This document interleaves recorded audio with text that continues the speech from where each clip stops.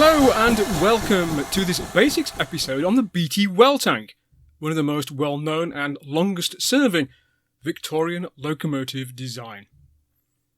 The Beattie Well Tanks were designed by Joseph Hamilton Beattie.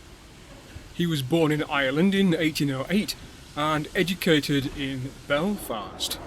He moved to England in 1835 to work as an assistant to Joseph Locke, who was then building the Grand Junction Railway, and in 1837 he followed Locke to work on the London and Southampton Railway, latterly the London and South Western Railway, which was then under construction. When that line opened, he became the carriage and wagon superintendent. Always of an inventive turn of mind, he became locomotive superintendent in 1850 and produced some fairly remarkable railway designs.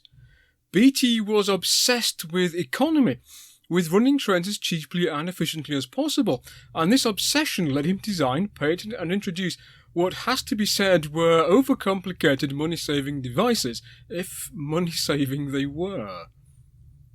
Ever since the rocket in 1829, mainline steam locomotives in Britain had burned coke, a relatively smokeless fuel, but one which was far more expensive than coal. Whilst being cheaper, coal, unless it is properly combusted, makes a lot of smoke. So many railway engineers, before Matthew Kirtley introduced the brick arch in 1859, designed a whole variety of patent coal-burning boilers. In 1851, Beattie designed and painted his own coal-burning boiler. In order that all the smoke-making volatile matter was properly combusted, Beattie's patent boiler had two fireboxes, one behind the other, divided by a water-filled mid-feather, so that one fire would completely combust the volatile gases from the other.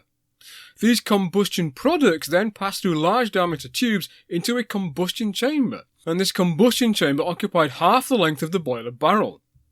It was filled with perforated fire bricks. These bricks would glow red hot in order to burn any remaining volatile matter, as well as to act as a heat sink and help prevent heat loss up the chimney. From the combustion chamber, there was then a short bank of small diameter boiler tubes leading into the smoke box. It was very complicated to make and must have been an absolute maintenance nightmare, but Beattie claimed he was able to present cost savings of 33%. In order to further increase fuel efficiency, Beattie designed and painted a feed water heater. This employed a spray condenser located in front of the chimney. In his early design he used a single spray condenser, and his later designs two. A jet of cold water condensed exhaust steam from the cylinders. Some of this condensed water ran back into the water tanks, using large diameter pipes alongside the boiler barrel. But some of it was also passed to the donkey pump which sat on the running board. The donkey pump then circulated this hot water through a tubular heat exchanger mounted in the smoke box. The water was then further heated in the smoke box and then pumped directly into the boiler. No injectors were used, of course, because injectors do not like hot water. Beattie claimed this complicated system reduced the fuel bill by 22 to 33%, but not everybody was convinced. The condensers were removed from LSWR locomotives in the late 1850s, but the smoke box heat exchangers and donkey pumps were retained until the very late 1870s. It's not clear whether anyone other than Beattie and the board of directors of the London and South Western Railway really believed in the extravagant claims of cost saving.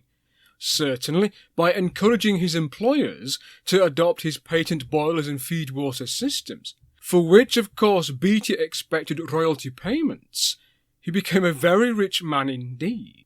He died in October 1871 and was succeeded as locomotive superintendent of the London and South Western Railway by his son, George Beattie. Beattie's well tank locomotives were built in batches from February 1863 to November 1875, primarily by Beyer, Peacock and Company of Manchester. They used as their basis a standard 240 Beyer Peacock design, which was produced both as a tank engine and a tender engine. Designated as a 0298 class, they were built in small batches of 6 locomotives at a time, with the single largest batch being that of 1867, when 12 locomotives were delivered. Beattie began with a standard design, but through the various batches, the cylinder and wheel sizes became larger. Those well tanks built in 1863 had 5'6" driving wheels, 3'6" leading wheels, and outside cylinders measuring 15 by 20 inches. These would increase in size to 16.5 by 20 inches, and the final batch built 1874 to 1875 had cylinders measuring 15.5 by 22 inches.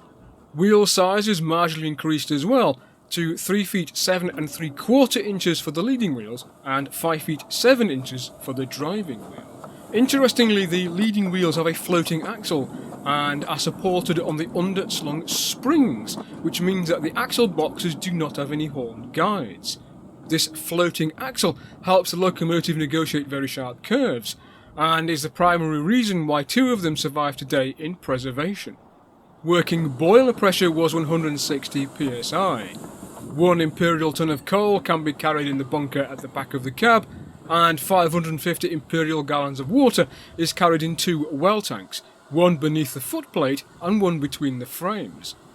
The boilers initially had 3, later 4 safety valves. 2 Salter safety valves mounted on the dome with their spring balancers, and 2 spring-loaded lock-up types.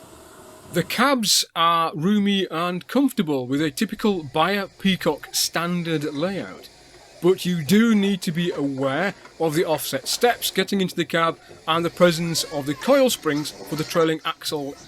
The only unusual feature is that the steam valves open in the opposite direction to that expected, opening in a clockwise rather than anti-clockwise direction, which has to be said has taken this fireman somewhat by surprise.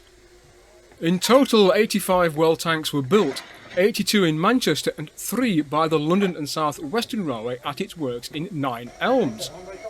They were used for fast suburban passenger services in and out of London, but by the late 1880s and early 1890s they began to be cascaded onto secondary routes and sent to work outside of London. 31 of them were converted to tender engines between 1883 and 1887, the last one of those conversions being withdrawn in 1898.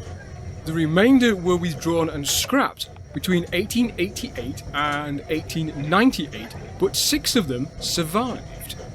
They were modernised, including the fitting of new boilers and cabs, for use on branch line duties in the west of England. 3 of them, numbers 298, 314 and 329, were sent to work on the sharply curving Bodmin and Wenford branch, working heavy china clay trains. Here they lasted, the oldest design in service on British railways, until 1962, when they were replaced by more modern motive power.